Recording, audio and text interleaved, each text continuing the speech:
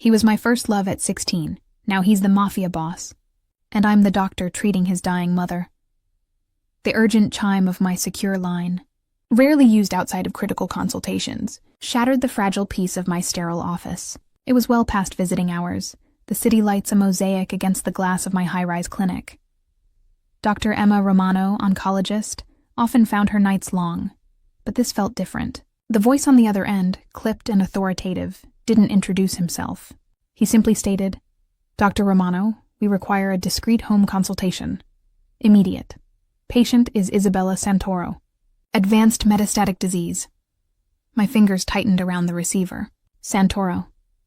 The name struck a low, discordant chord in my memory, a ghost note from a melody I'd long buried. Isabella Santoro. Could it be? I pushed the thought aside. My patients were terminal, their names often fading into the clinical lexicon of diagnoses and prognoses. My only obligation was to them, to the quiet dignity I afforded them in their final chapter. Location? I asked, my voice steady, betraying none of the sudden tremor in my chest.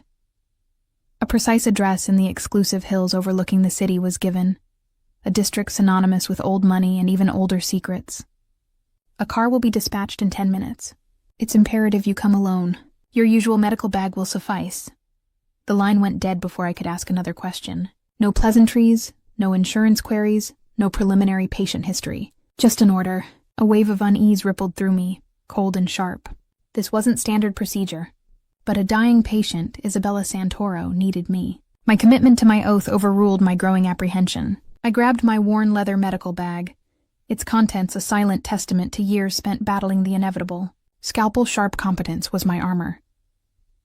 10 minutes later, a sleek obsidian Mercedes-Benz S-Class, unmarked and silent as a phantom, glided to the curb.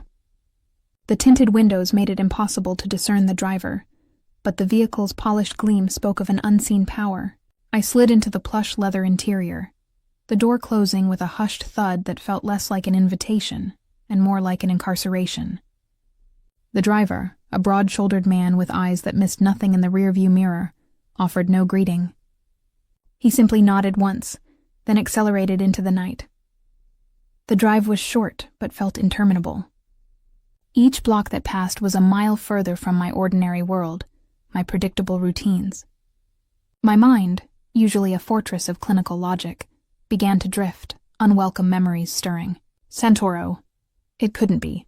The Santoros, grocers, not titans of industry with sprawling estates. The grocer's son, Marco, with his dark, intense eyes and a smile that had stolen my breath at 16.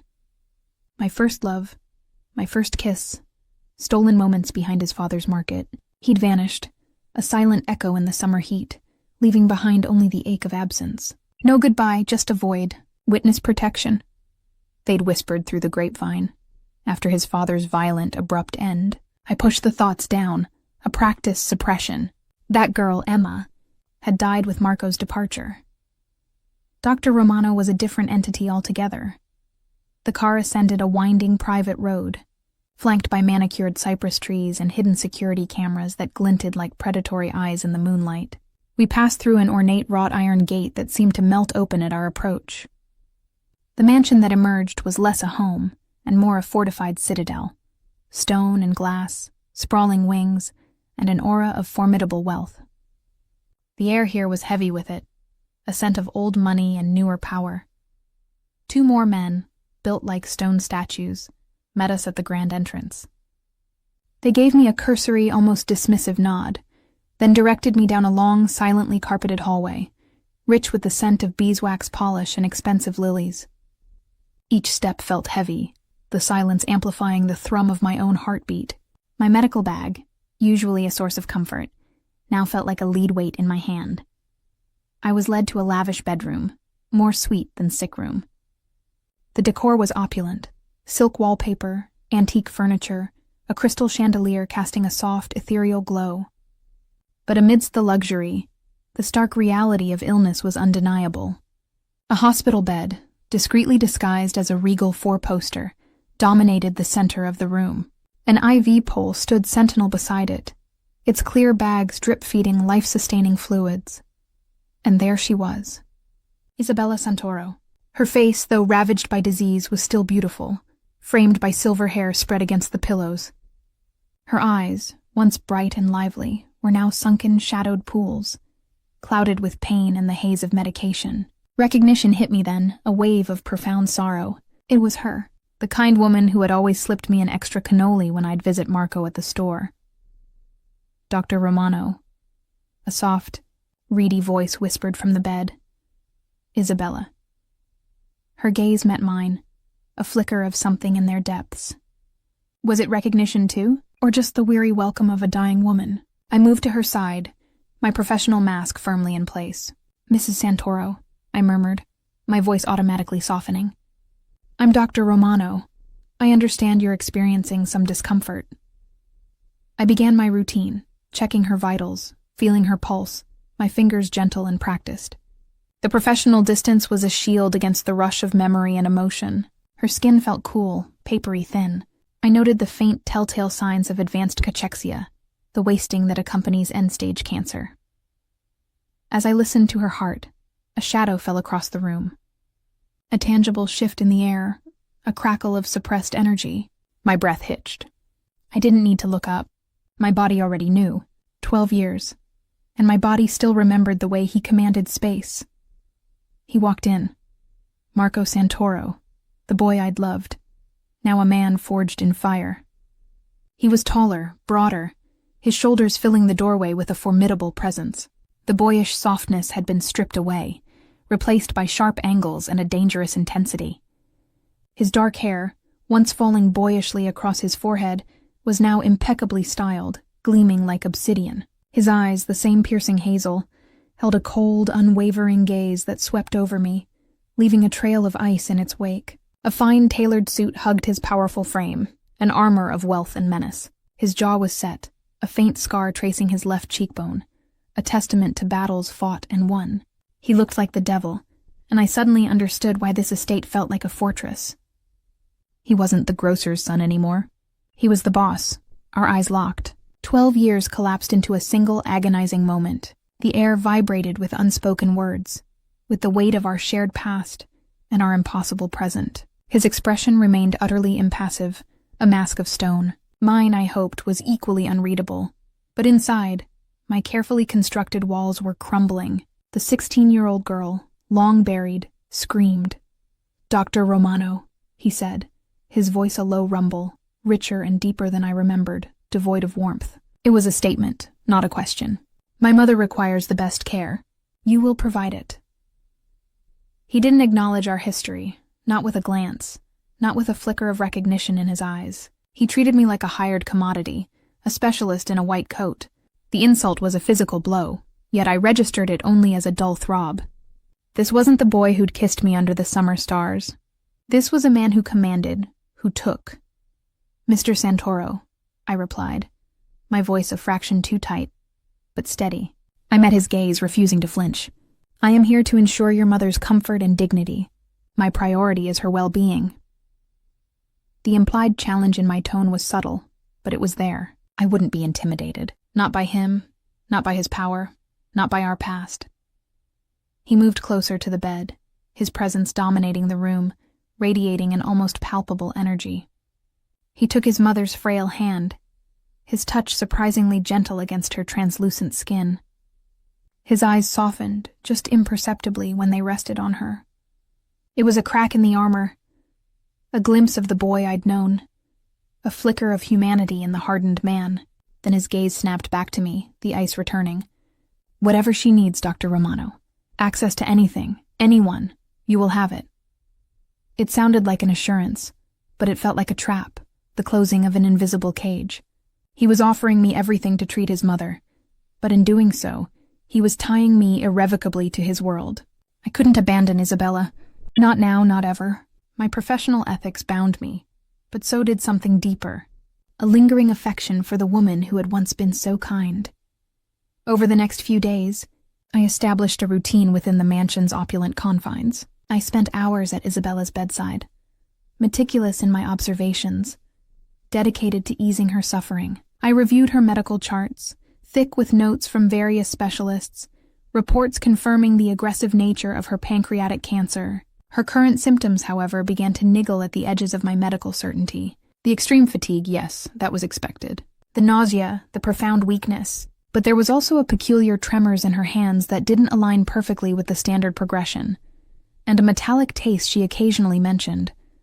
An odd, persistent sensation that felt off. My training, honed over years of complex cases, screamed at me. Something was amiss. Terminal cancer was a devastating diagnosis, but it followed a predictable, if brutal, trajectory.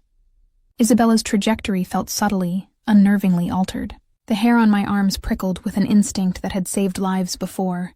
I ordered more comprehensive blood tests, specifically requesting an expanded toxicology panel, citing a need to rule out medication interactions to the Santoro staff, a plausible medical explanation. I made sure my requests went through the proper channels, maintaining my professional demeanor, even as my gut churned with growing unease. The results came back 2 days later. I reviewed them in the small, temporary office I'd been assigned, my heart pounding a frantic rhythm against my ribs. My eyes scanned the detailed printout, bypassing the expected metabolic markers, zeroing in on the unexpected, arsenic, traces. Just enough to be insidious, to contribute to the symptoms, but not so much as to immediately suggest acute poisoning. Someone was poisoning Isabella, while she had terminal cancer, accelerating her death, mimicking the very symptoms of her disease. The horror of it chilled me to the bone. This wasn't just a medical case. It was a crime, and it was happening under Marco Santoro's formidable roof. My breath hitched. My hand flew to my mouth, stifling a gasp. This was beyond anything I'd encountered. A cold, calculated malice preying on a dying woman. I felt a surge of professional outrage, mixed with a chilling fear. If I knew this, I was now inextricably involved. This wasn't merely a diagnosis. It was a deadly secret, and I was now holding it.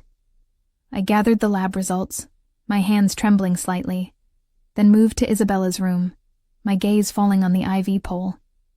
My eyes narrowed. I'd noticed it before, a faint, almost imperceptible film inside one of the bags. I'd dismissed it as a manufacturing anomaly, or perhaps a harmless precipitate from a nutrient solution. Now I knew better. My trained eye detected a subtle discoloration in the solution itself, a faint opalescence that wasn't quite right. My fingers, steady despite the internal tremor, unhooked the bag, carefully sealing it in a sterile sample container from my medical bag. I would send it for independent analysis. My next step was clear, though terrifying. I had to confront Marco. He had given me access to anything, anyone. He needed to know. This was his mother. I found him in a cavernous study, all dark wood and leather, flanked by 2 men who radiated silent menace. He was on the phone, his voice a low, authoritative murmur, his gaze sweeping over complex documents spread across a vast mahogany desk. He looked up as I entered, his eyes registering my presence with that familiar, unnerving impassivity. He ended his call abruptly, setting the phone down with a decisive click. "Dr. Romano," he acknowledged, his voice neutral. "Is there a change in my mother's condition?" I walked to the desk, placing the toxicology report and the sealed IV bag on its polished surface, directly in his line of sight. My voice was calm, but the force of my conviction was like a steel rod. "Mr. Santoro, I've made a discovery. Your mother's symptoms, while consistent with her cancer, also have an additional, deeply concerning etiology." He leaned back in his chair, his eyes flicking from my face to the documents on his desk, then to the report. His expression remained unreadable, but I could feel the tension radiating from him. A silent, powerful warning. "Etiology?" he repeated, his tone laced with a skepticism that stung. "She is dying of cancer, doctor. A fact I presume you are aware of." "I am acutely aware," I countered, my jaw tight. "But she is also being poisoned." His gaze sharpened, boring into mine. One of the men shifted subtly behind him. The air in the room grew suddenly thick, heavy with unspoken threats. Marco's face was a mask of cold fury, his eyes like chipped ice. "Poisoned?" he bit out, his voice barely above a whisper, yet it vibrated with lethal intent. "You came here, into my home, accepted my trust, and now you accuse my family of this?" His eyes burned with accusation, fueled by the raw, unspoken wounds of our past. "You left me once, Emma. Now you come back only to slander my name, to accuse my family of harming my dying mother?" The accusation was clear, a desperate attempt for attention, or perhaps something worse. The memory of our painful separation was a weapon he wielded against me, twisting my professional integrity into something malicious. "My personal history with you is irrelevant, Mr. Santoro," I stated, my voice holding firm though my heart pounded. "My only concern is your mother. And the evidence. Look at the toxicology report." I pushed the document across the desk. Arsenic, traces consistent with chronic low-dose exposure, enough to exacerbate her symptoms, enough to accelerate her decline, but not enough to be immediately fatal on its own, designed to be masked by the cancer. He picked up the report, his powerful fingers surprisingly delicate as they handled the paper. His eyes scanned the findings, his brow furrowing deeper with each line. The impassivity began to crack, replaced by a dawning, terrible realization. But skepticism still clung to him like a shroud. This could be a mistake, a lab error, or a medication interaction you failed to identify. "It's not a mistake," I insisted, my voice rising slightly, unwilling to yield. "I've cross-referenced her current medications, her diet. Nothing in her regimen accounts for this. And then there's this." I pushed the sealed IV bag towards him. I've already noticed a subtle discoloration in one of her IV bags. I believe it's been tampered with. I've sent a separate sample to an independent lab for verification. But my initial assessment and the preliminary toxicology are clear. His gaze dropped to the IV bag, then back to the report, then to my face. The fury was still there, a simmering inferno beneath his control, but now it was tinged with something else. A horrifying doubt, a dawning fear. He saw the cold, hard science. He saw my unwavering conviction. He saw the truth, or at least the terrifying possibility of it. His eyes, fixed on mine, were no longer accusing, but searching. "You're saying someone in this house, someone with access to my mother's medications, is actively trying to kill her?" His voice was low, guttural, a predatory growl. The air in the room thickened with unspoken violence. "I am saying the medical evidence points unequivocally to deliberate poisoning, Mr. Santoro," I replied, my gaze meeting his, unyielding. "Someone is poisoning your mother." He stared at the IV bag, his fingers flexing, as if he wanted to crush it. The initial disbelief had shattered, replaced by a cold, deadly rage. His mother, the last link to his past, being slowly murdered under his own roof, by someone within his fortress. He slammed his fist, not on the desk, but on the armrest of his chair, a sound like a gunshot in the silent room. "Guards," he bellowed, his voice echoing through the study. 2 more men appeared instantly, their faces grim. "Secure all of my mother's medications. Every bottle, every bag, every syringe, and find me the nurse on duty for the last 48 hours. Now." He turned back to me, his eyes blazing, a dangerous, possessive gleam now mingling with the fury. "You," he said, his voice a low command, "you will stay here. You will continue to treat my mother, and you will not leave this estate until we have answers, until this threat is neutralized. You uncovered this, Dr. Romano. Now you will help me see it through." It wasn't a request. It was an order, a definitive claim. His words were a steel trap closing around me. I had just walked into the lion's den, not as a visitor, but as a necessary, inconvenient pawn.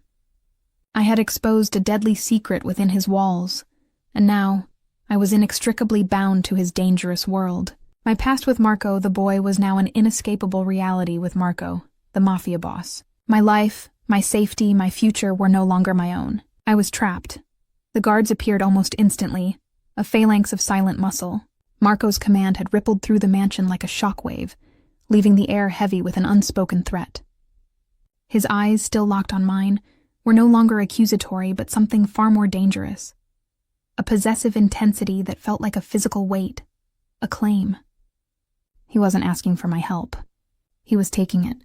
My world, once defined by sterile clinics and predictable diagnoses, had just imploded. I was no longer Dr. Emma Romano, autonomous and self-sufficient. I was a doctor, yes, but also a captive, held within the gilded cage of the Santoro estate. "My private quarters are being prepared for you," he stated, his voice a low growl that brooked no argument. "A secure line will be installed. You will have access to my mother's full medical history, and any equipment you deem necessary. But you will not leave this property." The finality of his tone was absolute. He didn't care for my protests, my autonomy. His mother's life and now my knowledge were his priority. And I was the key to both. My jaw tightened. "Mr. Santoro," I began, attempting to inject a measure of professional defiance into my voice. "I have patients at my clinic, a life in the city.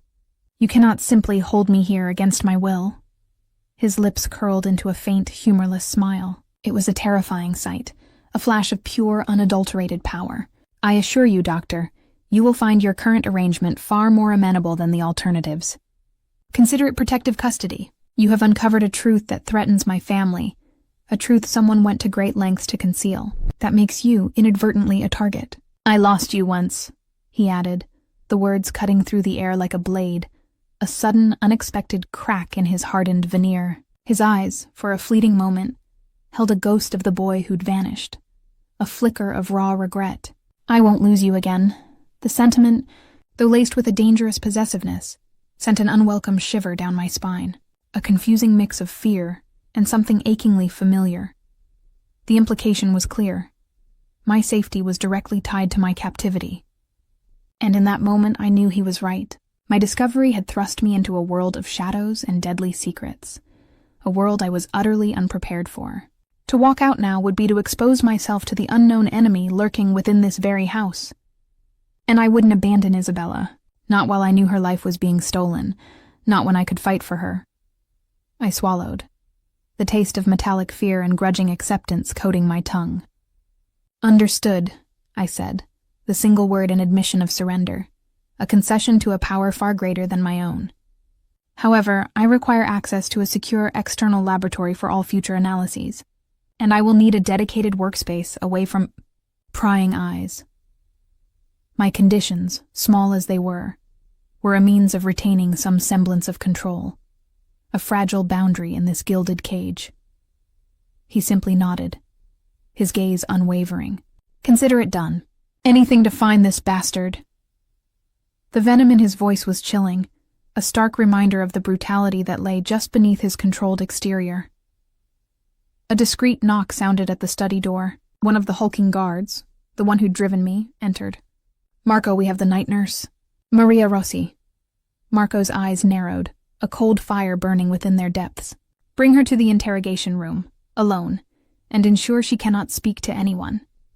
The command was delivered with chilling efficiency, without a hint of emotion. This was the Mafia boss, the man who wielded power with ruthless precision. The coldness radiating from him was palpable, a stark contrast to the subtle possessiveness he'd shown me moments before. I watched, horrified, as he rose, his formidable presence filling the doorway. He paused, turning to me, his gaze softening almost imperceptibly, a fleeting warmth that felt utterly incongruous with the scene he was about to orchestrate. "Dr. Romano, you will find your new suite on the 3rd floor, East Wing. It's spacious, with a private study. One of my men, Dante, will escort you. He'll be stationed outside your door, for your protection." The last 2 words were delivered with a gravity that left no room for doubt. As he swept out of the study, the heavy door closing behind him with a resonant thud, I felt a tremor run through me. The man was a walking paradox, ruthless and tender, dangerous and protective. A complicated, terrifying man, now my captor, my protector, my first love.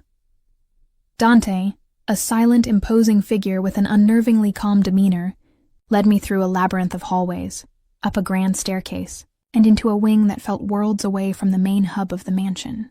My new suite was, as Marco had promised, spacious and exquisitely furnished. A vast bedroom with a 4-poster bed draped in rich fabrics, an adjoining living area, and a separate, light-filled study equipped with a pristine desk and a secured computer. A private bathroom, more luxurious than any spa, completed the ensemble. It was a gilded cage indeed, adorned with every comfort, yet the bars were invisible, woven into the fabric of the high security, the constant surveillance, and the unwavering presence of Dante just outside my door. I unpacked my medical bag, setting up a makeshift diagnostic area in the study. My thoughts raced, a whirlwind of fear, anger, and a bewildering sense of déjà vu. The Marco Santoro I'd known was a grocer's son, full of youthful fire and burgeoning ambition. But never this. This lethal intensity, the raw power he exuded, the casual way he ordered someone to an interrogation room, was unsettling. Yet, the glimpse of vulnerability, the "I won't lose you again," resonated deep within me, stirring dormant emotions I thought long dead. My mind, however, was a professional instrument, trained to focus on facts, on diagnoses. Isabella, my patient, my mission. I pulled up her extensive medical records on the secure computer Marco had provided. Pages and pages of scans, blood work, physician's notes.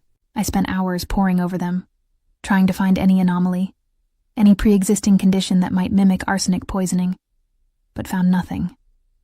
The cancer was aggressive, advanced, but the additional symptoms were textbook for chronic heavy metal exposure. It was a deliberate, insidious act.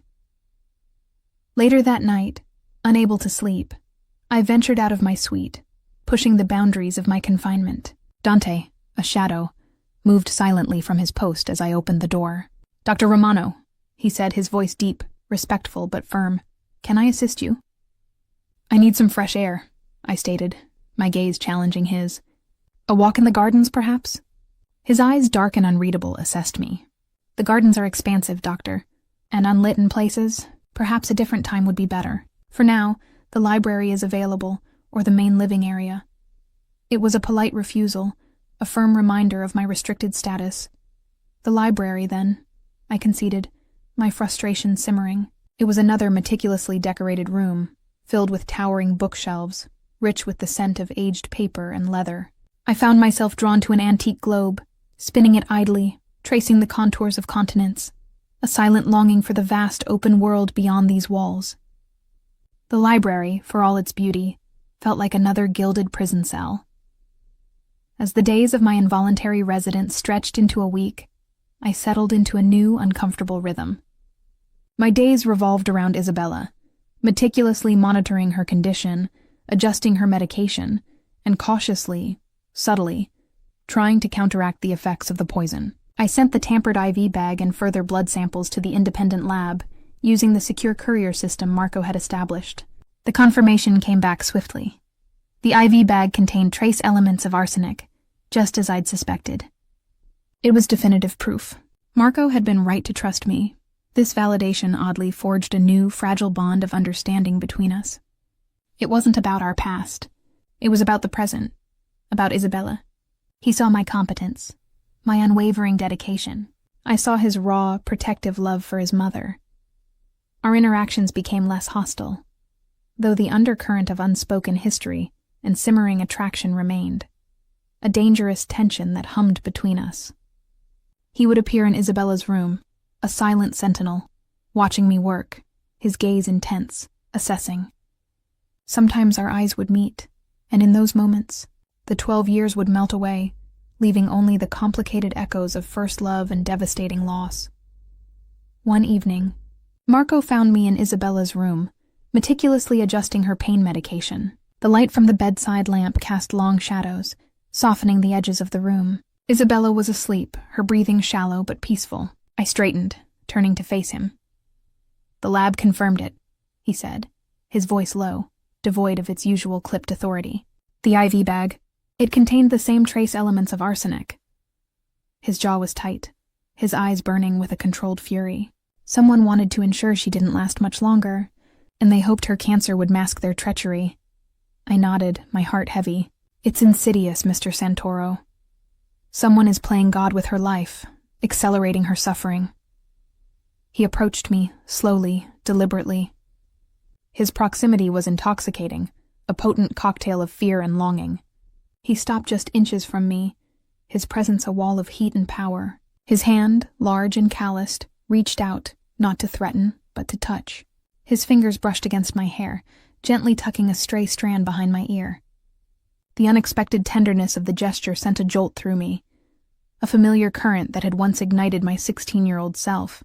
My breath caught in my throat. "Emma," he murmured. My name a low caress on his lips, a stark contrast to the formal Dr. Romano he usually employed. His thumb grazed my cheekbone, sending shivers through my skin. "Thank you, for seeing what I could not, for not giving up on her." His gaze was intense, vulnerable, a window into the raw grief and gratitude he rarely showed. I owe you more than I can say." My skin burned where he touched me, a ghost of memory awakening dormant sensations. This was the Marco who had held my hand, who had kissed me with such tender reverence. But he was also the man who ruled a dangerous empire, the man who had just ordered an interrogation. The duality was addictive, terrifying. I wanted to lean into his touch, to seek comfort in his unexpected tenderness. But the ever-present danger held me back. I'm just doing my job. Marco, I managed, my voice a whisper, betraying the tremble within. I pulled back, subtly, gently, breaking the contact, but the ghost of his touch lingered. His eyes held a flicker of understanding, a hint of disappointment, before his mask slid back into place. Your job, he repeated, the coolness returning. Yes, continue doing it. And remember, you are safe here, as long as you stay here. It was a possessive tenderness, followed by a stark reminder of my captivity. My safety was inextricably linked to my obedience. The next few days were a blur of intense focus. I reviewed Isabella's daily log, the medication schedules, the names of all household staff with access to her room. Marco, his initial skepticism replaced by a cold, unwavering determination, ordered a full internal investigation. Security footage from the past 6 months was retrieved, every bottle of medication meticulously logged and catalogued. The house, already secure, became a fortress within a fortress, every staff member under scrutiny. The atmosphere was thick with suspicion, a silent paranoia that seeped into every corner of the opulent estate. I found myself working alongside him late into the nights, poring over documents, comparing timelines, cross-referencing names and schedules. He was brilliant, ruthless in his analytical approach, missing no detail. We sat across from each other at a large conference table in his study, surrounded by stacks of files, the glow of screens illuminating our faces. The air between us crackled with a strange, undeniable chemistry, the shared intensity of a desperate mission, intertwined with the ghosts of our past. I found myself admiring his sharp mind, his unwavering resolve, even as I feared the power he wielded. One night, while he was on a call in the adjacent room, I took a moment to stretch, my eyes drifting across the meticulously organized shelves in his study. My gaze fell upon a locked antique wooden box, tucked away behind a row of leather-bound books. It seemed out of place in the sleek, modern study, an anachronism. A small, almost imperceptible curiosity tugged at me. It wasn't his usual style. My fingers almost involuntarily reached for it. It was heavier than it looked, intricately carved. I ran my fingers over the cold metal clasp, a faint hum of suspicion growing within me. Why was this here? And why was it so carefully concealed? My medical training, my instinct for uncovering hidden truths, urged me to investigate. I glanced over my shoulder. Marco was still on the phone, his voice a low, intense murmur from the other room, his back to me. A sudden daring impulse seized me. I knew it was foolish, dangerous, a direct challenge to the boundaries he had established. But the doctor in me, the one compelled to uncover secrets, pushed me forward. With a swift, silent movement, I reached into my medical bag, pulling out a small, specialized penlight. It wasn't a lock-picking tool, but a fine, narrow beam. I shone it into the keyhole, examining the intricate mechanism. My father, a hobbyist locksmith in his youth, had taught me a few tricks about simple tumblers, more for fun than anything else. He used to say, "The lock tells a story, Emma. You just have to learn to read it." I found a small, almost invisible notch, a trick of the light, a slight misalignment. I used the fine tip of a dental pick from my medical kit, ostensibly for fine specimen handling, but equally useful for delicate manipulations, and with a deep breath, I inserted it. A minute stretched into an eternity. My heart hammered against my ribs. The adrenaline surged through me, a potent cocktail of fear and illicit thrill. Then, with a faint click, the latch gave way. I held my breath, slowly lifting the lid. Inside, nestled on a bed of faded velvet, was not what I expected. Not old love letters, not sentimental trinkets. Instead, there was a stack of carefully folded, aged papers, and beneath them, a small, worn, leather-bound ledger. My fingers trembled as I picked up the ledger. The paper was brittle, the ink faded, but legible. It wasn't Isabella's medical history. It wasn't related to the poisoning investigation. It was something far older, far more dangerous. The first page I opened detailed shipments. Not groceries, but weapons, illicit cargo, payments, names, dates. And then, a series of cryptic entries, referring to the organization and the incident, followed by dates that coincided precisely with Marco's father's murder and his subsequent disappearance. The entries were dated from 12 years ago, the very summer Marco had vanished. A cold dread washed over me, deeper and more terrifying than anything I'd felt before. This wasn't just about his mother. This was about the very foundations of his empire, his identity, and woven into it, irrevocably, was my own past, my lost love. My eyes scanned a page filled with names. Names I didn't recognize. And then one name, scrawled in a tight, precise hand, leaped out at me, making my blood run cold.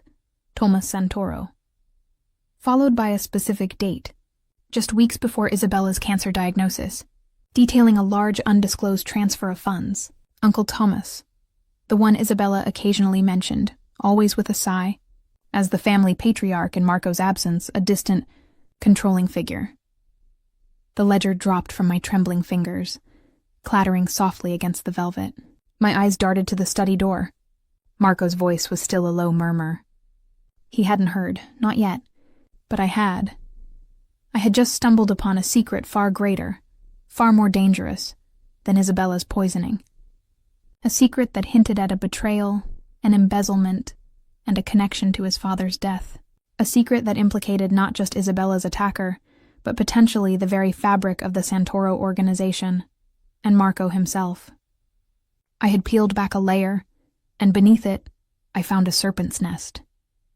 My gilded cage had just shrunk, and I was holding evidence that could destroy everything. The leather-bound ledger lay open on the velvet lining of the antique box, its faded ink screaming secrets that echoed across 12 years. Tomas Santoro.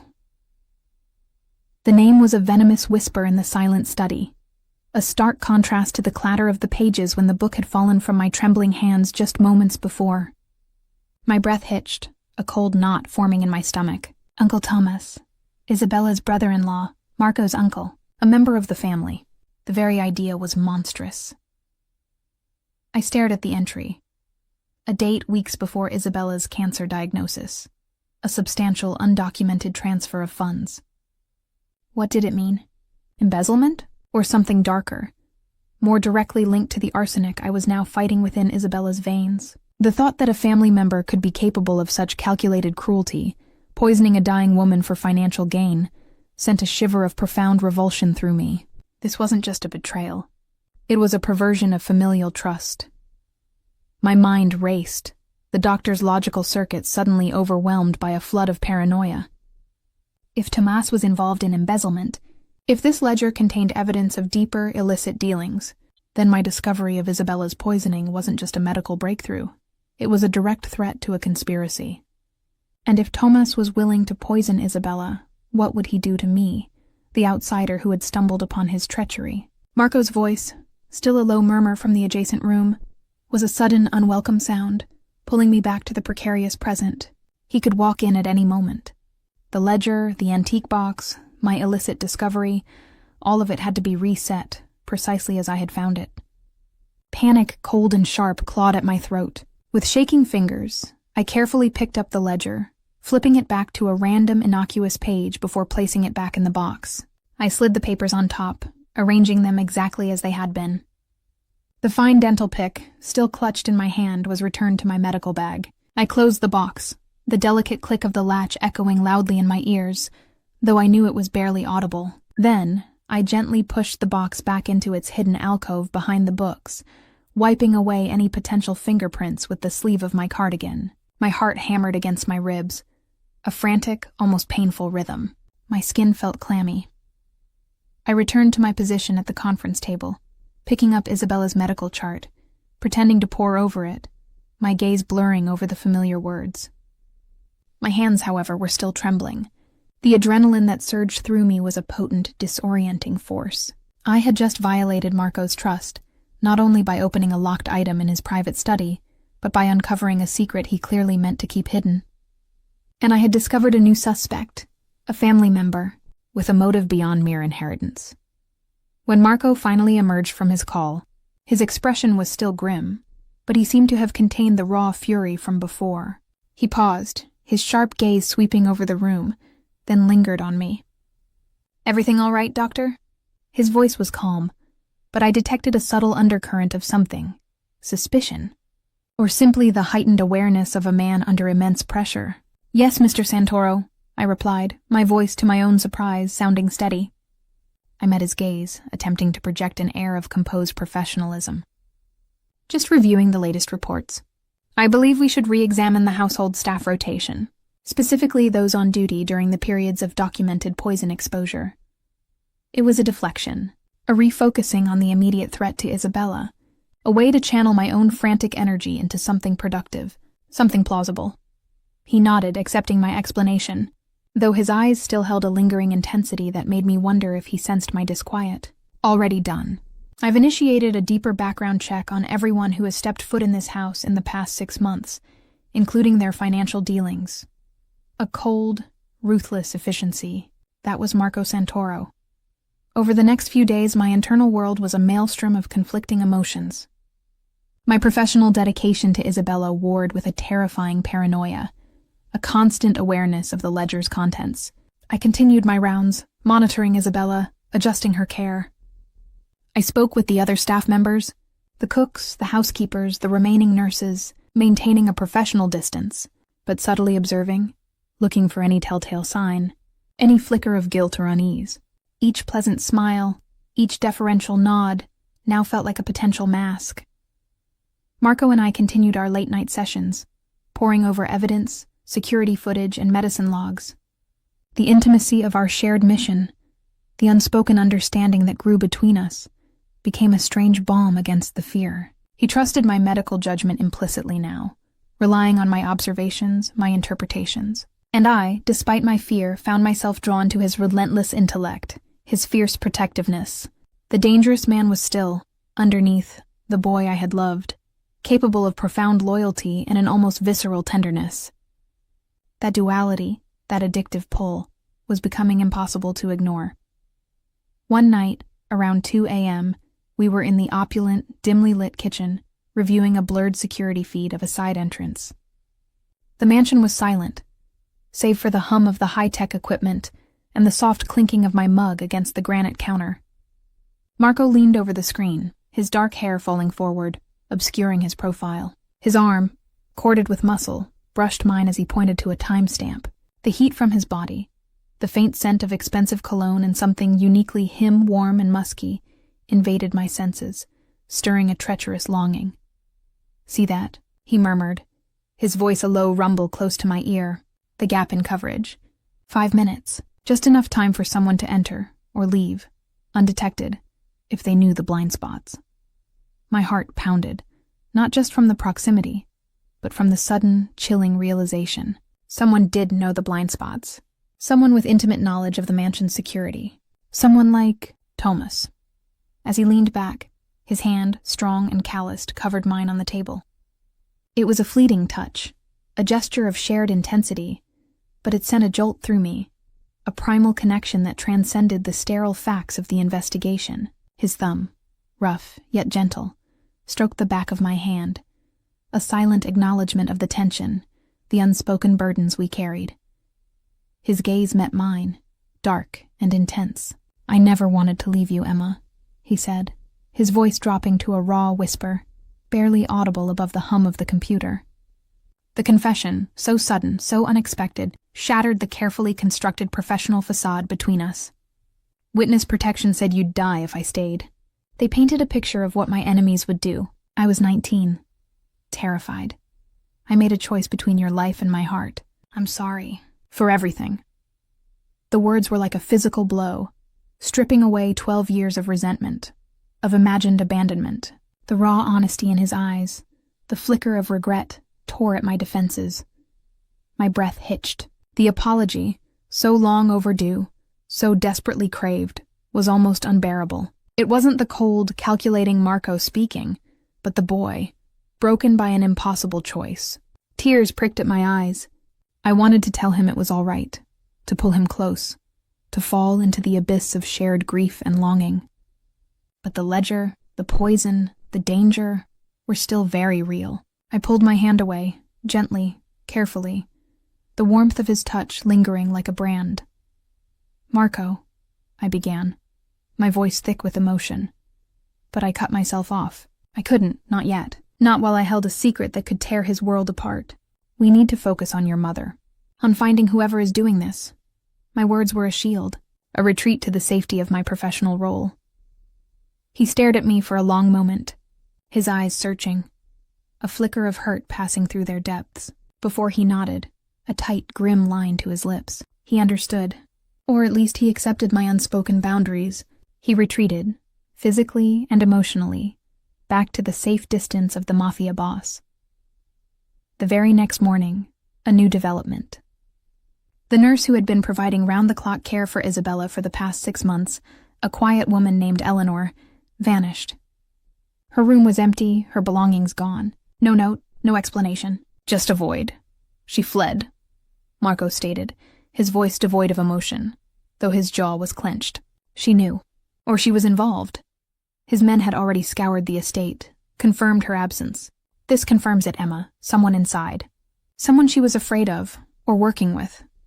He turned to me, his eyes blazing with a fierce protective intensity. "This changes things. The danger is escalating. You are now more than ever a target." He paused, his gaze sweeping over my face, as if memorizing every detail. "I lost you once. I won't lose you again." His words were a dark promise, a declaration of ownership. He assigned bodyguards to me, not just Dante outside my suite, but a rotating team, discreet but omnipresent, shadowing my every move within the mansion. My gilded cage had just shrunk again. That evening, a sense of restless agitation spurred me to action. I needed more information. The ledger had provided a crucial clue, a suspicion of Thomas Santoro, but it wasn't enough to act on, not without risking my own life. I needed to know more about Marco's operations, about his enemies, about the true extent of the danger I was in. I remembered the security cameras, the blind spots Marco had pointed out on the footage. If there were blind spots in the external perimeter, there might be internal ones as well. And if I knew the layout, I could find a way to observe, to listen, to gather more information. After Isabella was settled for the night, and after my assigned bodyguard, a hulking man named Enzo, had taken up his post outside my suite, I implemented my plan. I had noticed during my tours of the mansion a rarely used service staircase, tucked away behind the main kitchen, leading down to the basement and up to the attic. It was usually left unlocked, overlooked in favor of the more opulent main stairs and elevators. It was a potential blind spot, a path less traveled. I waited until the mansion was fully asleep, the only sounds the distant hum of the ventilation system. Dressed in dark clothing, with my medical penlight and a small audio recorder from my bag, I slipped out of my room.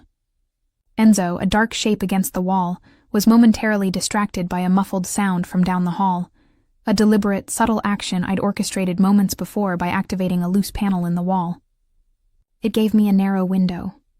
I moved silently, my feet barely disturbing the plush carpet, and made my way to the service staircase. The air in the stairwell was cooler, carrying the scent of dust and damp stone. I descended step by careful step, my penlight casting a thin beam. The basement was a labyrinth of storage rooms, wine cellars, and utility areas. I moved cautiously, my heart pounding, straining to hear any sounds. I found what looked like a rarely used security room, tucked away behind a boiler, its door ajar. A faint glow emanated from within. I crept closer, my blood running cold. Voices. Low, guttural, angry. I peered through the narrow crack in the doorframe, my breath held captive in my chest. Inside, 2 men I didn't recognize stood hunched over a bank of monitors, displaying various feeds from around the estate. Their faces were grim, their expressions etched with a desperate urgency. "Marco's on edge," one of them growled, his voice rough. The doctor's poking around, asking questions. "He thinks someone inside is involved." "Of course he does," the other sneered, his tone laced with malice. "But he doesn't know the full extent. Thomas is panicking, and Valentina is losing her nerve." My blood ran cold. "Thomas Bueno Valentina, Marco's uncle and cousin. The names from the ledger. They were discussing Tomas, clearly involved. And Valentina? The sophisticated cousin who visited Isabella regularly, always with a bouquet of flowers and a sympathetic smile. The potential inheritance motive. The doc found the arsenic, the first man continued, his voice tight. Marco believes her. He's looking for the source. If he connects Tomas to the finances before Isabella dies, it's over. He'll tear the family apart. Then Isabella needs to be gone. Sooner, rather than later, the second man hissed, his voice chillingly devoid of humanity. And the doctor. She's too clever, too dangerous. We need to frame her quickly. Thomas has a plan. He says he can make it look like she was behind it all. He needs a few more days to gather everything. He thinks he can plant the evidence in her medical bag. My heart stopped. Frame me? Plant evidence? My medical bag, the very instrument of my healing, now to be twisted into a weapon of accusation. The plan was terrifying in its cold calculation. They knew I was a threat. They knew I was smart, and they were already plotting my downfall. I recoiled from the door, my mind reeling. The air in the stairwell felt suddenly suffocating. I had been right to investigate, right to suspect, but the true extent of their treachery, the cold, calculating plot to frame me, was beyond anything I had imagined. Thomas and Valentina, conspirators, plotting to kill Isabella and scapegoat me. As I backed away, a sudden metallic clang echoed from deeper within the basement. Someone was down here, someone else. A shadow detached itself from the gloom, moving quickly towards my position. Footsteps, heavy, deliberate. Too close. My heart leaped into my throat. I couldn't be caught here. Not now. Not after what I'd just overheard. The knowledge I possessed was a death sentence. I scrambled back up the service staircase, my carefully chosen blind spot now a dangerous escape route. The footsteps below grew louder, closer. I reached the main floor, adrenaline pumping through my veins, and melted back into the shadows of the mansion's vast corridors. I flew silently back to my suite, my hands shaking so violently I almost couldn't unlock the door. I slipped inside, closing it softly, and leaned against the cold wood, gasping for breath, my chest heaving. Enzo was back at his post, a silent sentinel. He hadn't noticed my brief absence, or if he had, he gave no indication. I closed my eyes, the overheard voices replaying in my mind. Frame her, plant evidence in her medical bag. The danger was no longer abstract, no longer a distant threat Marco was protecting me from. It was personal. It was imminent, and it was closing in. They weren't just trying to kill Isabella. They were coming for me. My gilded cage had just become a death trap. The words from the basement security room echoed in my mind, a terrifying mantra. Frame her. Plant evidence in her medical bag. My blood ran cold, the fear of visceral, sickening knot in my stomach. Thomas and Valentina, conspiring to murder Isabella, and then to pin the blame squarely on me, the clever doctor who had dared to uncover their treachery. The audacity, the sheer cold-blooded cruelty of it, was breathtaking. I leaned against the closed door of my suite, the plush carpet beneath my feet doing little to ground me. Enzo, my silent sentinel, was still outside, oblivious to the terror that now gripped me. I was trapped, not just by Marco's possessive protection, but by a deadly plot to destroy me. Every shadow in the opulent room seemed to shift, to hold a hidden threat. My medical bag, once a symbol of healing, now felt like a ticking time bomb, a vessel for my undoing. I needed to act. But how? My unique knowledge, the information from the ledger, the overheard conversation, it was all circumstantial. They had a plan to frame me, to make it look airtight. I had to prove their guilt. And fast. The next morning, I moved with a heightened sense of urgency, a carefully constructed facade of professional composure masking the frantic churn of my mind. My visits to Isabella were more detailed, my observations sharper. I was not just her doctor. I was her last line of defense and my own. I watched Thomas when he visited, a man with a perpetually solicitous expression that now seemed utterly grotesque. He was older, portly, with a thin smile that never quite reached his eyes. And Valentina, Marco's cousin, a striking woman with sharp, intelligent eyes and a polished demeanor, now appeared to me as a viper in designer clothing. Her feigned concern for Isabella, Her casual questions about my medical approach were no longer innocuous. They were probing, assessing, gathering information. My observations of Thomas confirmed the cold, hard logic of my fear. I noticed him on one occasion trying to engage Isabella in a discussion about family finances, a topic that clearly distressed her and which she quickly dismissed. He pushed, subtly, then retreated with a sigh of feigned disappointment. He was desperate for something, and Isabella's continued existence, even in her dying state, was an impediment. Marco, too, noticed the shift in my demeanor.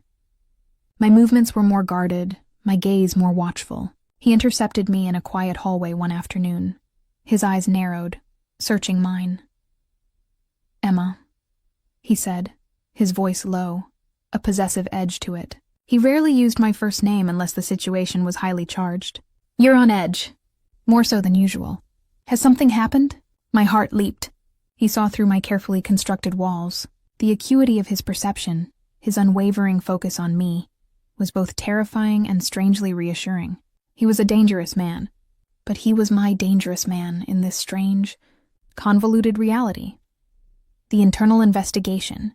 "Mr. Santoro," I replied, forcing a professional tone, though my voice was a fraction too tight. "The realization that a member of your household, perhaps even your family, is capable of such depravity. It's unsettling. It changes things." It wasn't a lie, merely a carefully constructed half-truth, a distraction from the true depth of my discovery. He studied me for a long moment, his eyes intense, as if trying to discern the exact contours of my fear. "I understand," he finally said, his voice softening, a rare display of empathy.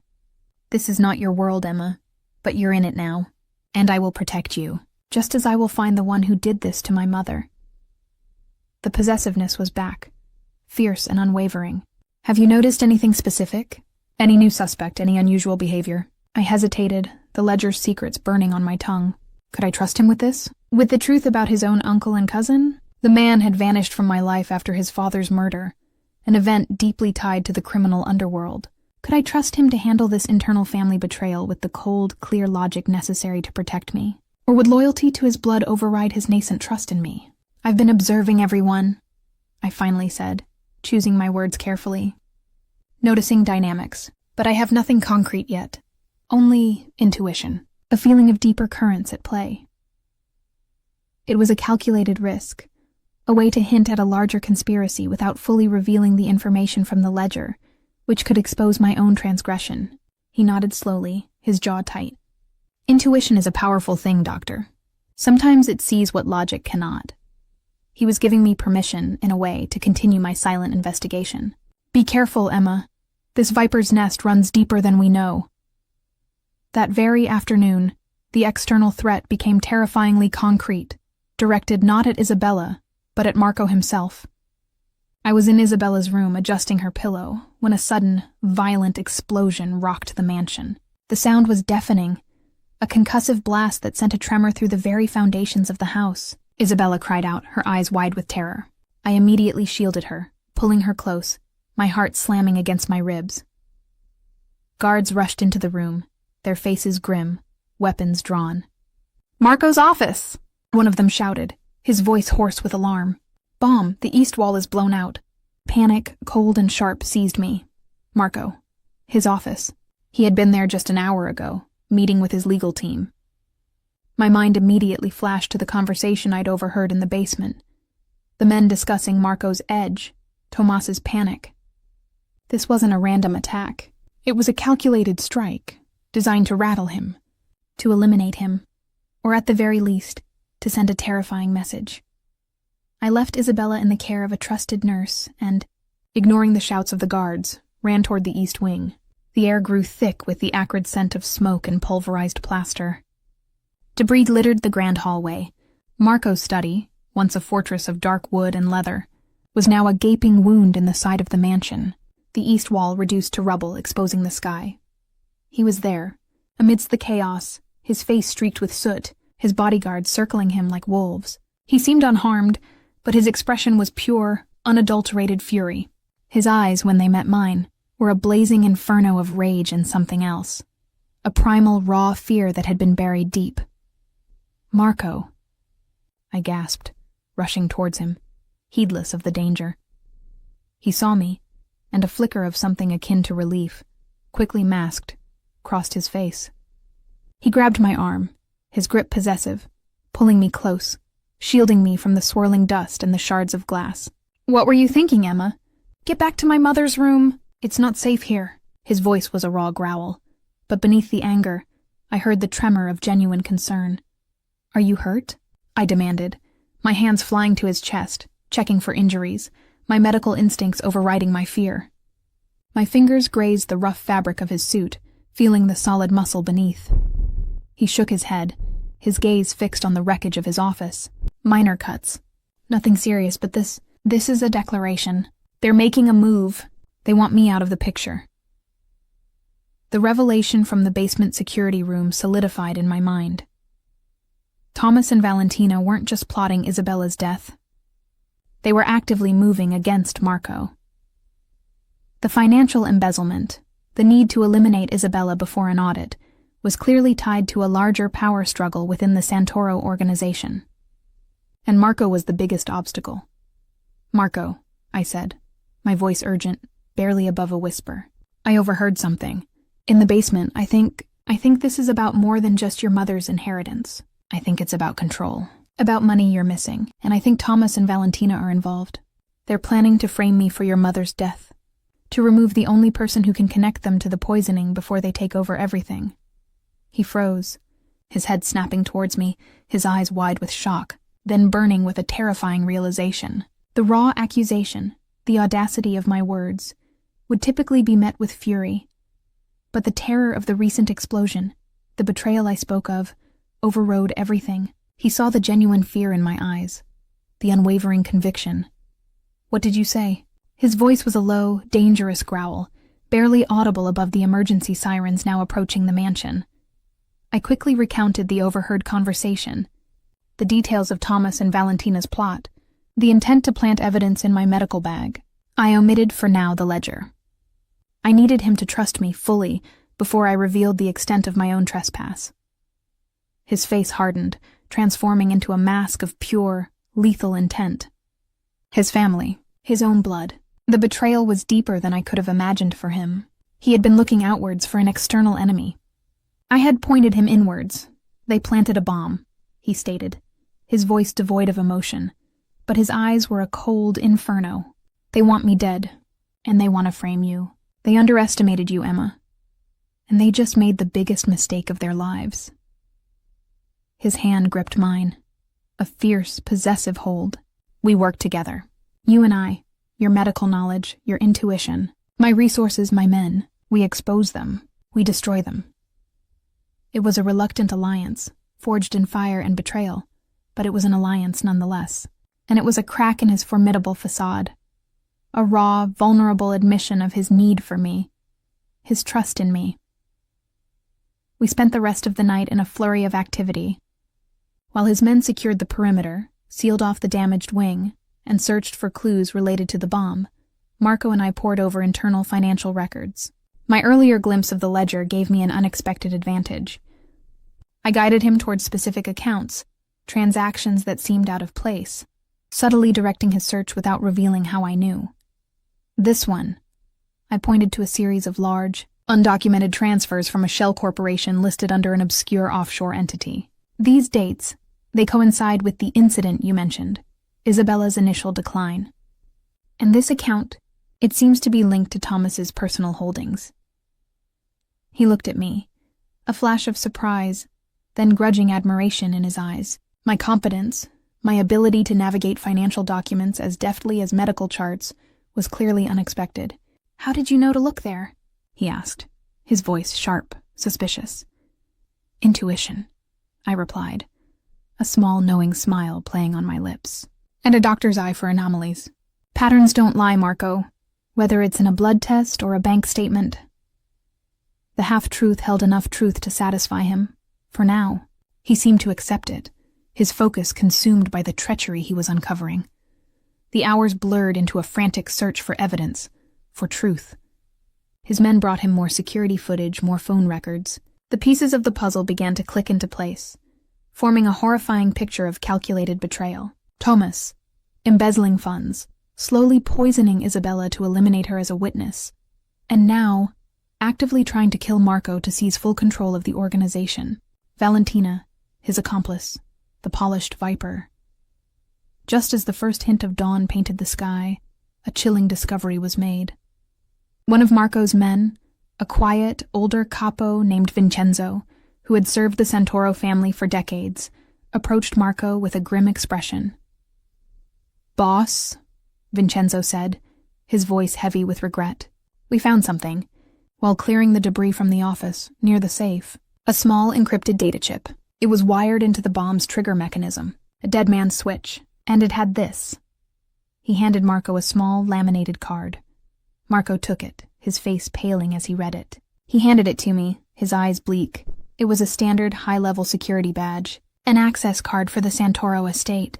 Bearing the photo and name of Dante, my blood froze. Dante, my bodyguard. The silent, imposing figure who had been stationed outside my door for days. The man Marco had personally assigned to protect me. A major thriller twist. The unexpected ally, the trusted protector, was the betrayer. He was the one who had planted the bomb, and if he had betrayed Marco, he had betrayed me. The realization hit me with the force of a physical blow. Dante, the one who had watched me, who knew my routines, who guarded my door, was working with Thomas and Valentina. He was their inside man, and if he was their inside man, he knew my vulnerabilities. He knew how to get to me. He was the most intimate threat of all. Before I could even process the full implications of this betrayal, before I could articulate the fresh wave of terror that washed over me, the lights in the study flickered, then died. The mansion plunged into darkness, illuminated only by the faint glow of the monitors and the pale pre-dawn light. An alarm blared, a piercing, insistent shriek that signaled a full security breach. Then, a sudden sharp crack echoed from the hallway, followed by a sickening thud. The sound of splintering wood. The door to my temporary study suite, where my medical bag lay, had just been forced open. My heart leaped into my throat. They weren't just after Marco. They were after me. And they were coming for my medical bag, for the evidence they planned to plant. The direct, violent move against me had begun. I was in immediate, mortal danger. The blare of the security alarm ripped through the mansion, a cacophony of shrieks and flashing red lights that turned the opulent interior into a terrifying inferno. The splintering crash from the hallway, the forced entry into my temporary study suite, echoed like a death knell. They were here, for me, for my medical bag, Emma. Marco's voice, raw with alarm, cut through the din. He surged forward, grabbing my arm, pulling me behind him, his body a formidable shield. His eyes, in the flashing emergency lights, were pure, unadulterated fury. "Vincenzo! Secure the perimeter. Find Dante! Eliminate anyone not authorized." His men, a blur of motion, fanned out, their weapons glinting. The sounds of breaking glass and muffled gunfire erupted from the hallways, drawing closer. The realization hit me with sickening force. Dante wasn't just a betrayer. He was an active combatant leading the assault. "My bag, Marco," I cried, my voice strained. "They're going for my medical bag in the study. They'll plant the evidence there." He nodded grimly, his jaw clenched. "I know." He gripped my hand tighter, his fingers intertwining with mine. A silent promise of protection. "We're not letting that happen." He didn't hesitate. Instead of retreating, he moved with deadly purpose, pulling me with him towards the danger. We navigated the chaos of the damaged study, stepping over rubble, the air thick with plaster dust and the metallic tang of fear. The emergency lights cast dancing shadows, turning familiar objects into grotesque shapes. We reached the doorway to my suite. The heavy oak door hung askew, splintered at the lock. Inside, a shadowy figure was hunched over my medical bag, its contents spilled across the desk. It was Dante. His hands were already fumbling with a small vial-shaped object. "Dante!" Marco's voice cracked like a whip. Dante whirled, his face contorted into a mask of pure malice. He dropped the vial into my open bag, then lunged, a flash of steel in his hand. My eyes widened in horror. He was coming for me. Marco, however, was faster. He released my hand, pushing me behind him with a fierce shove, then met Dante's charge head-on. The clash of bodies was brutal, a symphony of grunts and blows. Marco, fueled by betrayal and a primal need to protect, was a whirlwind of controlled violence. He disarmed Dante with a swift, brutal twist, the knife clattering to the floor. Then, with a series of precise, bone-jarring strikes, he incapacitated his former bodyguard, a grim testament to the lethal power he usually kept hidden. Dante slumped to the floor, unconscious. Marco didn't waste a second. He turned, his gaze scanning the contents of my medical bag. He found the vial, a small dark bottle. He uncorked it, sniffed it, his face tightening. Arsenic, concentrated. He handed it to me. This is what they intended to plant. But it's empty, Marco. I gasped, my eyes widening as I looked inside the small bottle. There's only residue. He frowned, then a chilling realization dawned in his eyes. They've already used most of it. On my mother. They only left enough to frame you. The cold, calculated cruelty of it was breathtaking. More gunfire erupted. Closer now. The sounds of a struggle intensified in the main hallway. We need to move, Marco ordered, his gaze sweeping over the room, assessing escape routes. They know we're onto them. Thomas and Valentina won't give up easily. Suddenly, a voice, dripping with venom, echoed from the shattered opening where Marco's office wall once stood. Marco, you fool. You should have died with your father. Now you'll die with your witch of a mother. Tomas Santoro, his usually placid face contorted with rage, stood silhouetted against the pre-dawn light, a pistol in his hand. Behind him, Valentina, her elegant features twisted by fear and malice, held a small black device, its red light blinking ominously. Tomas, you bastard! Marco roared, drawing his own weapon. You're too late, Marco, Valentina shrieked, pressing a button on the device. A high-pitched, piercing tone filled the air, agonizingly loud. The entire system is locked down. No escape, no reinforcements. And your mother's oxygen supply. It's been compromised. She has less than an hour. My blood ran cold. Isabella, her oxygen. This wasn't just about eliminating Marco. It was about ensuring Isabella died on their terms, before Marco could expose them. It was a desperate final move. Emma, Marco shouted, his eyes blazing. My mother! Can you save her? My mind raced. Oxygen tanks, medical equipment, power systems, my medical bag, now empty of the poison but still containing crucial diagnostic and life-saving tools. My skills. This was my fight now, too. Her room is secured. But if the main oxygen supply is compromised, I grabbed my medical bag, the one they had tried to desecrate. I need to get to her now. I might be able to manually override the system, or at least provide supplemental oxygen from her emergency tanks, but I need to do it quickly. Follow me, Marco commanded, his eyes blazing with a fierce determination. He moved with a speed and agility that defied his formal attire, leading me through the labyrinthine mansion. The fight raged around us, his men battling Thomas's hired thugs. We heard Vincenzo's voice bellowing orders, holding the line. We reached Isabella's suite. The door was locked, but the system, as Valentina had boasted, was dead. The backup generator is offline, a guard shouted. No power to the locks! Stand back, Marco roared. With a single, powerful kick, he shattered the doorframe, forcing the heavy oak open. Inside, Isabella was struggling, her breath shallow, rasping. The nurse, loyal to Isabella, was frantically trying to get oxygen to her, but the medical machinery was failing. Her vitals are dropping, I cried, rushing to her side. Her sats are dangerously low. I knew what I had to do. I needed to manually pump oxygen to bypass the compromised system. It was a desperate measure, but it was all I had. Marco was at my side, his hand firm on my shoulder. What do you need? Oxygen, from the emergency tanks. And power! Any power source for the regulator. I was already assessing the equipment, my mind a whirl of medical calculations, disconnecting lines, searching for the manual valve. Just as I began, a new voice laced with chilling triumph cut through the air. Looking for this, doctor? Valentina. She stood in the shattered doorway, Thomas behind her, a twisted smile on her lips. In her hand, she held Isabella's small personal oxygen regulator, the very device I needed to manually pump oxygen. She dangled it mockingly. Without this, she's dead within minutes. And without her, Thomas inherits everything. And you, dear doctor, will be framed for murder. My heart plummeted. She had thought of everything. The regulator, a small, inconspicuous device, was the key to saving Isabella. Without it, even with the oxygen tanks, I couldn't deliver the life-sustaining air. Marco surged forward, but Thomas raised his pistol. "One more step, Marco, and she dies. And your mother will follow." This was it, the climax. The life-or-death moment. I looked at Valentina, then at the regulator in her hand. My mind, trained for critical situations, clicked into overdrive. I remembered the ledger, the financial documents, the subtle power Marco had to cut off their financial lifelines. I remembered his earlier confession, his vulnerability. He had chosen me, trusted me. Now, I had to be worthy of that trust. "Valentina," I yelled, my voice ringing with a sudden fierce conviction. "You're making a mistake. Marco knows about the embezzlement. He has the financial records. He's going to cut you off.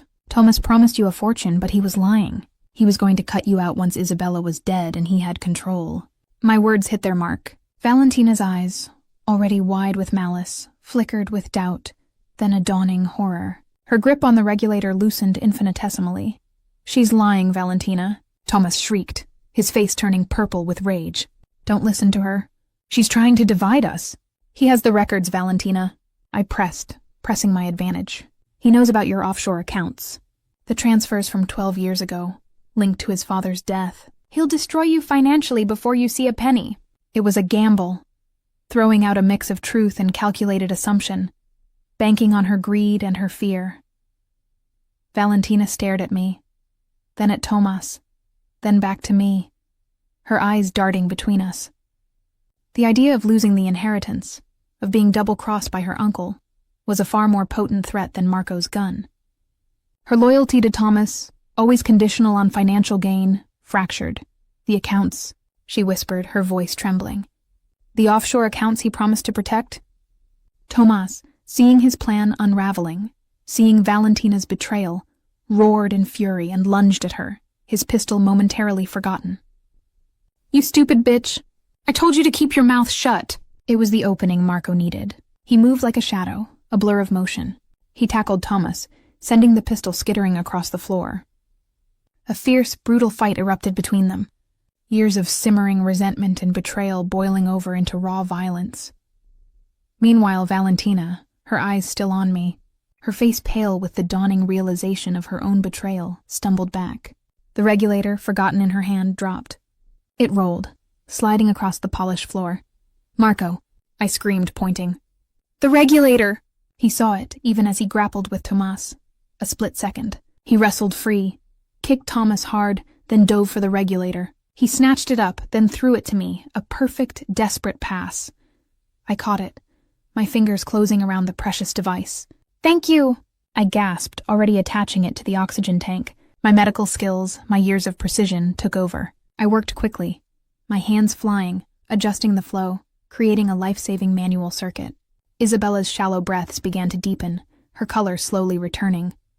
The fight between Marco and Thomas was short and savage. Marco, fueled by the cold fury of betrayal and the desperate need to protect his mother and me, was utterly ruthless. He subdued Thomas, knocking him unconscious with a single decisive blow. By the time Marco's men stormed the room, having fought their way through Dante's thugs, both Thomas and Dante were incapacitated. Valentina, trembling and defeated, was swiftly apprehended. The threat was neutralized. The silence that descended was deafening, broken only by Isabella's now steady, rhythmic breathing.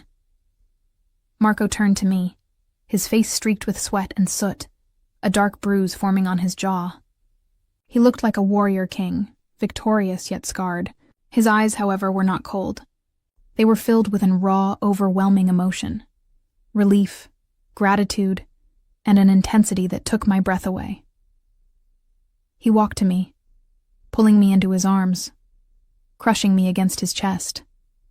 His embrace was fierce, possessive, desperate. I buried my face in his shoulder, inhaling the scent of smoke, adrenaline, and something uniquely him, something that felt like home. My body, still trembling with the aftershocks of fear and adrenaline, molded against his. "You saved her," he whispered, his voice thick with emotion, his lips brushing my hair.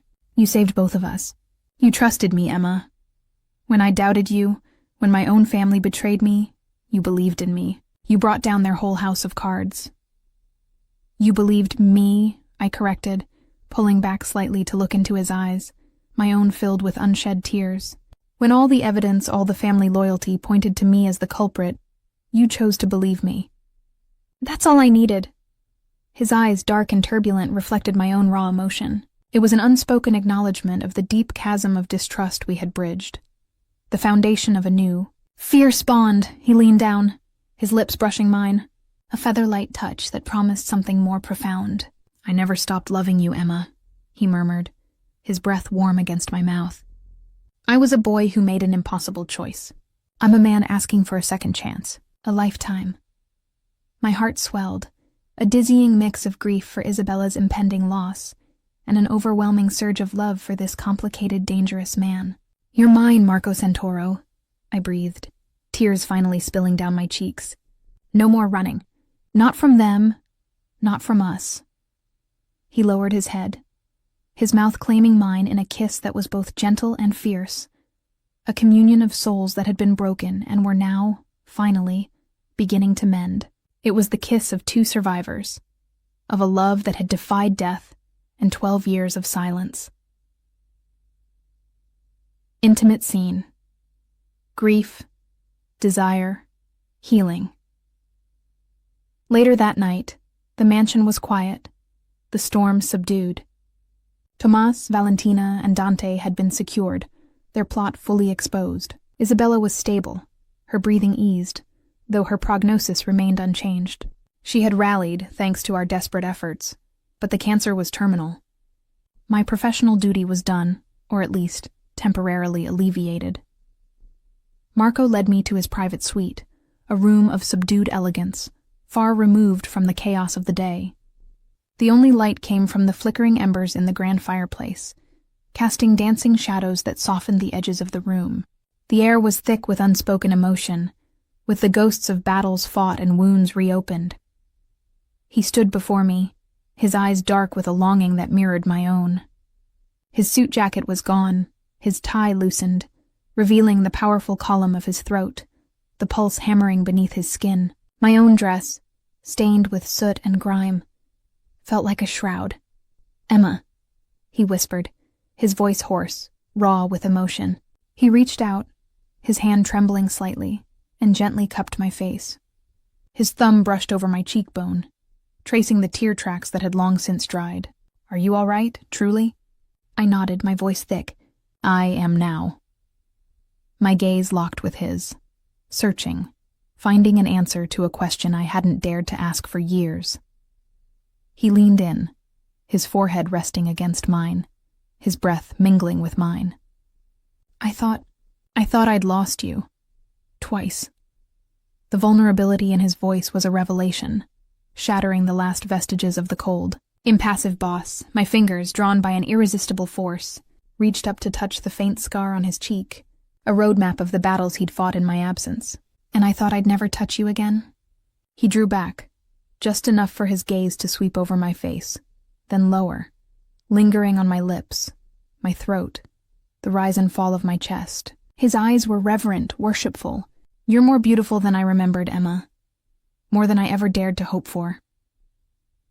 He reached for the zipper of my dress, his fingers hesitant, then firm, slowly, meticulously unfastening it.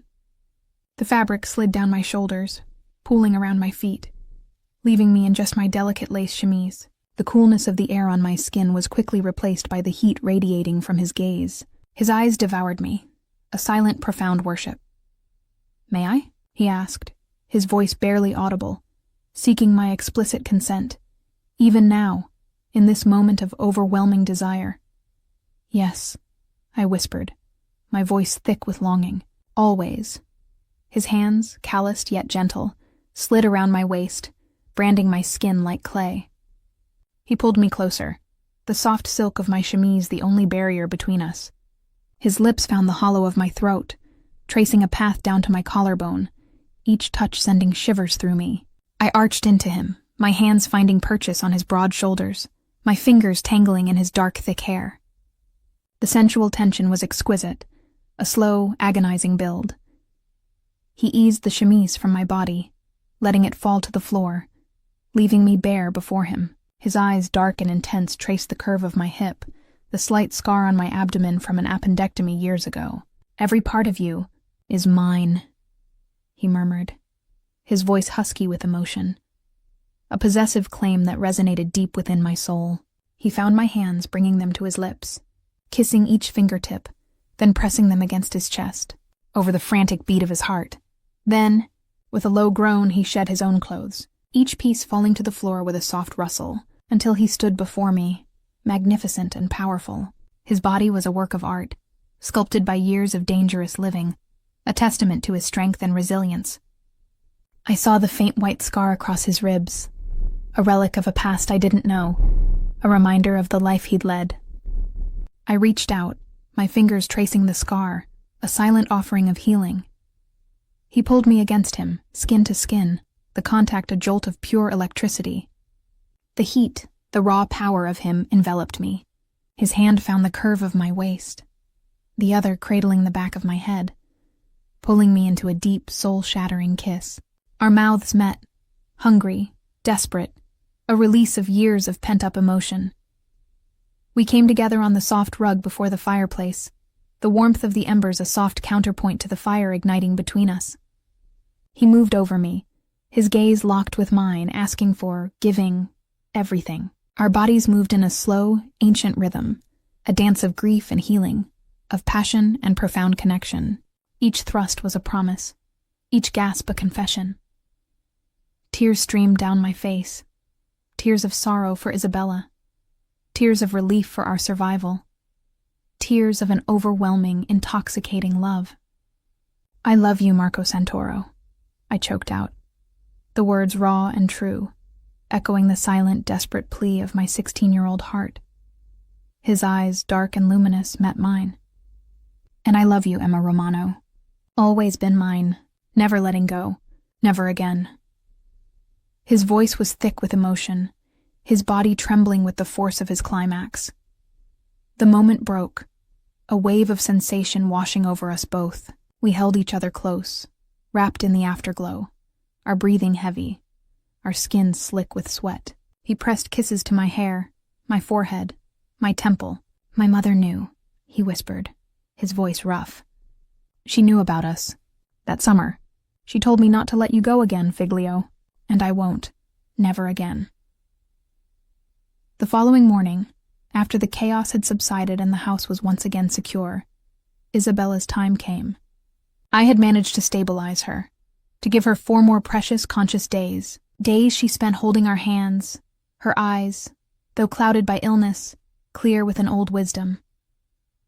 "I always knew about you two," she whispered, her voice reedy, barely audible, on her last day. Her gaze drifted from my face to Marco's, a knowing smile gracing her lips. "That summer, I saw how he looked at you. Don't let her go again, Figlio." She squeezed our hands, a final blessing. She died peacefully, held between the 2 people she loved most. Marco crumbled then. He hadn't cried since his father died, but as Isabella's last breath left her, he broke. He buried his face in my shoulder, his powerful body shaking with gut-wrenching sobs, his grief raw and uninhibited. I held him, stroking his hair, offering him the comfort and strength he had offered me. In the days that followed, after Isabella's funeral, after the arrests of Tomas, Valentina, and Dante, after the storm had passed, the mansion felt different. Lighter, a place where new beginnings could bloom from old ashes. Marco stood before me in the study, the same room where I had discovered the ledger, where we had fought side by side. The remnants of chaos had been cleared, but the scars remained, a testament to what we had endured. "I never stopped loving you, Emma," he said, his gaze unwavering, his voice filled with a profound sincerity. "I was a boy who made an impossible choice. I'm a man asking for a second chance, a chance to build a life with you, a real life. My world will always be complicated, Emma, but it will be mine, and I will protect it, protect us, with everything I have. But you have a choice, a safe life away from this, or a life with me. It's yours to make." I looked at him, at the man he had become, dangerous, formidable, but also vulnerable, fiercely loyal, deeply loving. He had chosen me, trusted me when all evidence pointed otherwise. He had shown me his heart, his fears, his strength, You believed me when evidence said I was guilty, Marco, I replied, my voice strong, certain. That's all I needed. That's all I'll ever need. I walked to him, reaching for his hand, intertwining my fingers with his. You're mine, Marco Santoro. No more running. I choose you. I choose us. Epilogue to 6 months later. 6 months later, the scars of the past were still present, but they were fading, replaced by the vibrant growth of a new future. I was still Dr. Emma Romano, practicing oncology, but my life had expanded beyond the sterile walls of my clinic. I now ran the Isabella Santoro Family Foundation, a nonprofit dedicated to cancer research and patient care, a legacy of healing in Isabella's name. The foundation was already making a significant impact, a beacon of hope where there had once been only despair. Marco had quietly, meticulously reformed his family's businesses, steering them away from the shadows, towards more legitimate enterprises. The ruthless intelligence he possessed was now channeled into building a respectable, powerful empire, one that honored his mother's memory. The dark undercurrents were still there, perhaps, but they were receding, replaced by a commitment to a different path.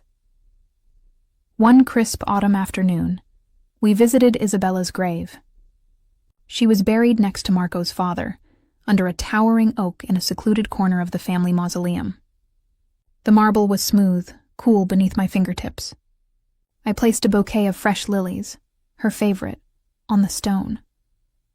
Marco stood beside me, his arm wrapped around my waist, his presence a comforting anchor. He squeezed my hand, his gaze thoughtful as he looked at the names carved into the stone. She was right, he murmured, his voice soft, a hint of a smile playing on his lips. I won't let you go again. We walked away hand in hand, the setting sun casting long shadows behind us. Our life was a testament to second chances, to trust forged in the fires of betrayal, to a love that had not only survived 12 years of absence and unimaginable danger, but had grown stronger, deeper, fiercely protective. We were building our future, brick by painful brick, on the foundation of an earned love, a love that chose each other forever.